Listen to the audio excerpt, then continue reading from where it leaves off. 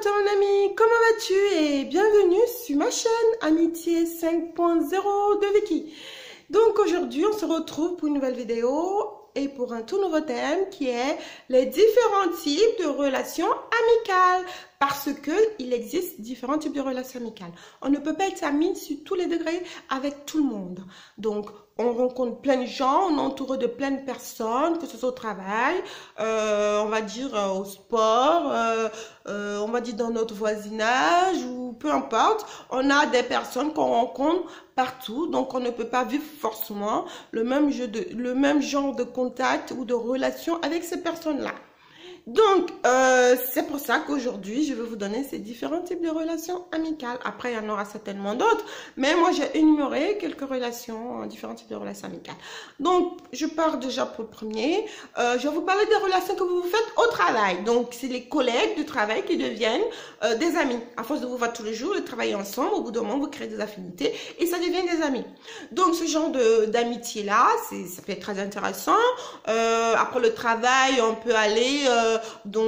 prendre un verre, on peut aller se détendre, on peut aller, voilà, discuter un peu du même sujet parce qu'on est dans le même endroit et tout ça.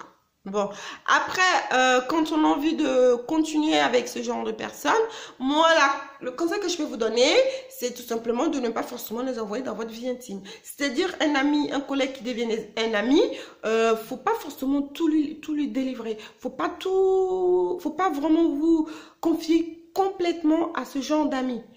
À moins d'être vraiment sûr, hein. Donc après, c'est vous qui voyez. Si vous voulez tout dire à votre collègue de travail, on ne sait jamais. Si dans le travail, toi, tu as envie d'évoluer lui aussi, il y a une promotion, lui, il peut te tacler derrière, hein, raconter n'importe quoi, ou je ne sais quoi, ou te filmer parce que tu as trop bu, vous êtes allé à une soirée, oh, regarde, enfin, on ne sait pas. Mais moi, je donne toutes les perspectives qui peut y arriver au cas où ça pourrait mal se passer. Donc, ce genre d'amis, on est content, on est joyeux, on se dit bonjour ensemble, on s'amuse bien ensemble de temps en temps pour prendre des verres. On peut même faire la fête ensemble. Mais faut pas tout dire, faut pas trop le ramener dans ta vie intime tout le temps. Voilà, ça c'est pour ce point-ci. Et il y a des amis avec qui on aime faire la fête. Genre, quand tu veux t'amuser, tu sais qui tu vas appeler. Ça, c'est des amis que j'appelle des amis fêtards. Donc, c'est des relations amicales nocturnes pour aller faire la fête. Tu veux sortir, tu appelles un tel, tu sais que tu vas passer une très bonne soirée.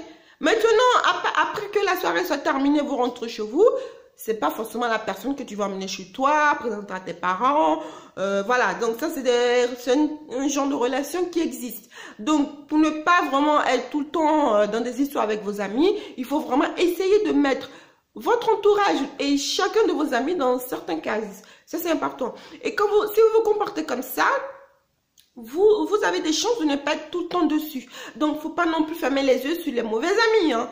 Donc, il y a des mauvais amis. J'ai déjà fait des vidéos dessus. Vous pouvez aller le voir.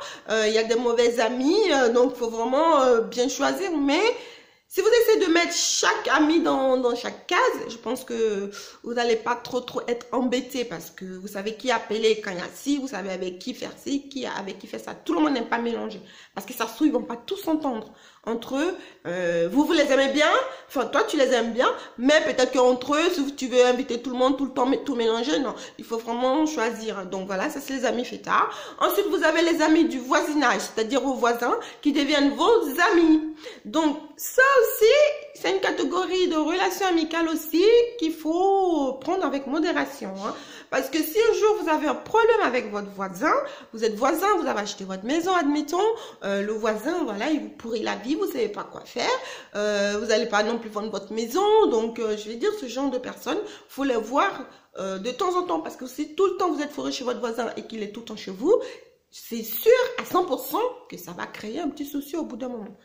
Donc, et surtout, faut pas vous confier à ce genre d'amis. Bien sûr, vous aimez trop votre voisin tellement que c'est devenu votre ami, mais ne lui parlez pas tout le temps de vos problèmes de couple, des choses comme ça. Faut pas tout confier.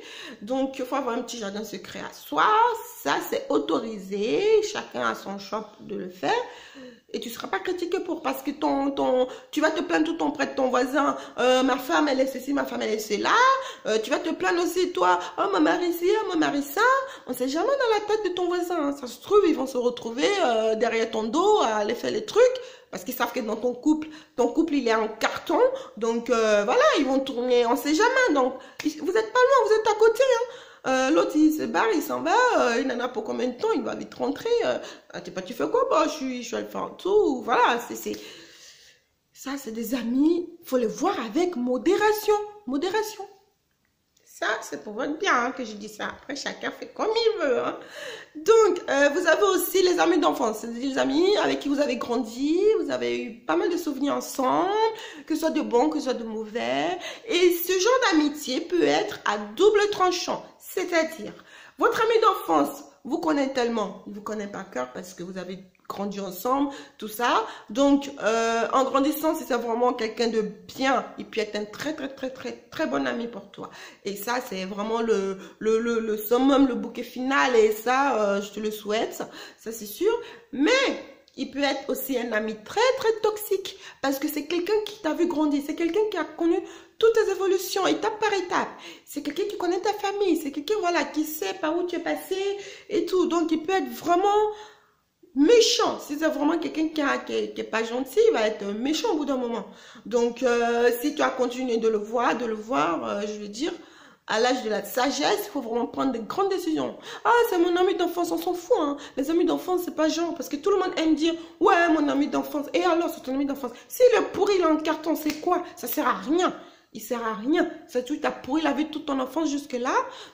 Moi, je m'en fous hein, des amis d'enfance. Hein. Si mon ami d'enfance est nickel, cool, bien sûr, on va te donner des nouvelles et tout. Mais si c'est un ami qui m'a pourri toute la vie, de toute façon, ça va pas durer longtemps. Hein. Il va s'arrêter à l'âge de 8 ans, en fait. Je vais le zapper déjà à l'âge de 8 ans. Bon, bref, ça, c'est une relation aussi amicale qui existe. Et aussi, on a des amis avec qui on voyage, des amis de voyage. On se contacte, on se retrouve juste pour aller faire pour aller voyager, pour aller découvrir des endroits ensemble, pour profiter de pas mal de moments de plaisir, de partage, parce qu'on est un peu dans le même état d'esprit. Et que peut-être que dans la vie de tous les jours, on peut pas trop se voir, donc on peut juste se voir pour quand on organise des voyages et tout ça, ça existe. Il y a des personnes qui sont amies comme ça. Et donc voilà, il y a ça. Et il y a aussi l'amitié, un peu comme j'appelle ami à mort. Je regarde un peu ma fiche parce que faut pas me tromper. Donc il y a aussi le côté amical et le côté un peu amoureux, câlin. Donc ça existe, hein, c'est une relation amicale qui existe. C'est des amis avec qui tu vas passer beaucoup de temps. C'est souvent entre filles et garçons, ce genre de relation. Après, bon, s'il y a des personnes qui sont homosexuelles, ça peut arriver, hein, mais c'est entre filles et garçons. Et donc, c'est des amis que tu vois, tu partages plein de choses avec eux. Tu te confies vraiment à lui et lui se confie à toi.